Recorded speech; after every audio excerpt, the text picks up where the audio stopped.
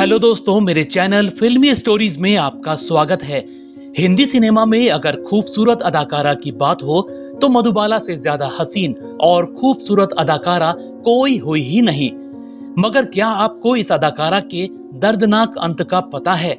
सिर्फ 36 साल में मौत से पहले उनका क्या हाल हो गया था? चलिए हम आपको उनकी दर्दनाक मौत के बारे में बताते हैं।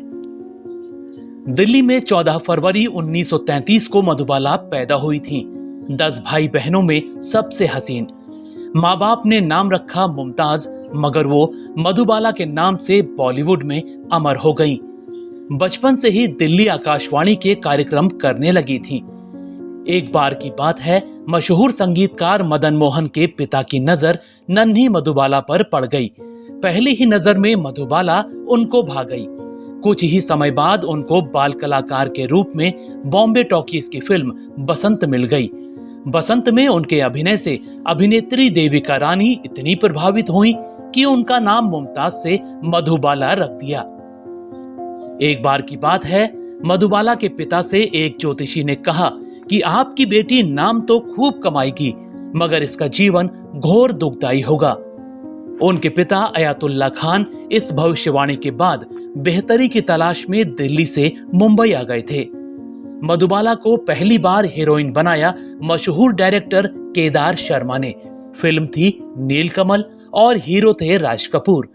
मधुबाला की खूबसूरती पहली बार लोगों के सामने आई थी।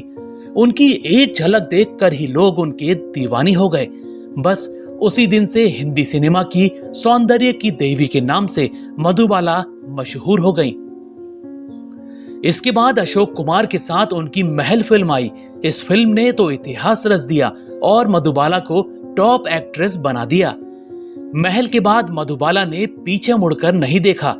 राज कपूर, अशोक कुमार, दिलीप कुमार, देवानंद जैसे एक्टरों के साथ उन्होंने काम किया। 1958 में आई उनकी एक के बाद एक 4 फिल्में फागुन, हावड़ा ब्रिज, काला पानी और चलती का नाम गाड़ी सुपरहिट साबित हुई।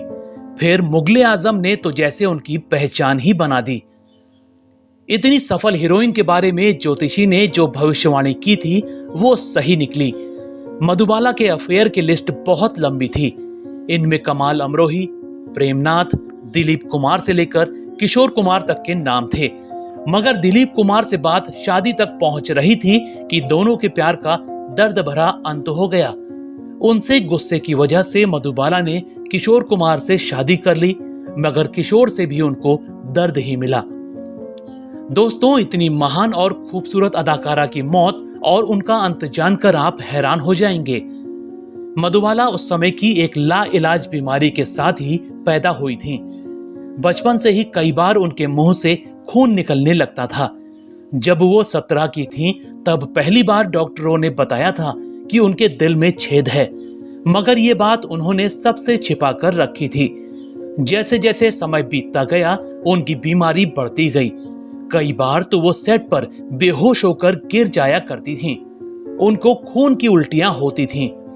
27 साल की उम्र में अपनी बीमारी का इलाज करवाने वो लंदन भी गई थीं, मगर वहां डॉक्टरों ने ऑपरेशन करने से मना कर दिया था। डॉक्टरों का कहना था कि अब वो ज्यादा नहीं जी पाएंगी। मधुबाला की बहन मधुर भूषण यानी जाहिदा ने कहा था कि जैसे ही किशोर कुमार को मधु की बीमारी का पता लगा, उन्होंने बंबई के कार्टर रोड पर उनके लिए बंगला खरीदा और मधु को नर्स व ड्राइवर के साथ अकेला छोड़ दिया। 4 महीने में एक बार वो मधुबाला से मिलने आते थे। उन्होंने मधुबाला का फोन उठाना तक बंद कर दिया था। वहीं किशोर कहते थे कि मधुबाला उनको देखकर रोने लगती हैं, इस वजह से वो उनसे मिलने नहीं जाते थे। वैसे मधुबाला को सिर्फ दिल में छेद की बीमारी ही नहीं थी, उनको फेफड़ों में भी गंभीर समस्या थी। इतना ही नहीं, उनको एक और दुर्लभ बीमारी थी जिसकी वजह से उनके शरीर में खून ज्यादा बना करता था। यही खून नाक और मुंह के रास्ते बाहर निकलता था। आखिरी के 9 साल मधुबाला के नरक जैसे बीते। कोई पूछने वाला नहीं, अकेले ही वो घर में पड़े रहती थीं। डॉक्टर घर आते और उनके शरीर का अतिरिक्त खून निकालते। फेफड़ों की बीमारी की वजह से वो खांसती रहती और हर 4 घंटे में उनको ऑक्सीजन देनी पड़ती। आखिरी समय में उनकी कंचन काया हड्डियों के ढांचे में तब्दील हो गई थी। खुद को देखकर वो रोते रोते बोला करती कि मुझे अभी नहीं मरना है, डॉक्टर मेरी बीमारी का इलाज कब खोजेंगे। 23 फरवरी 1969 के दिन अचानक उनको सांस लेने में परेशानी होने लगी। इसके बाद उनको हार्ट अटैक आ गया और मधुबाला की दर्दनाक मौत हो गई।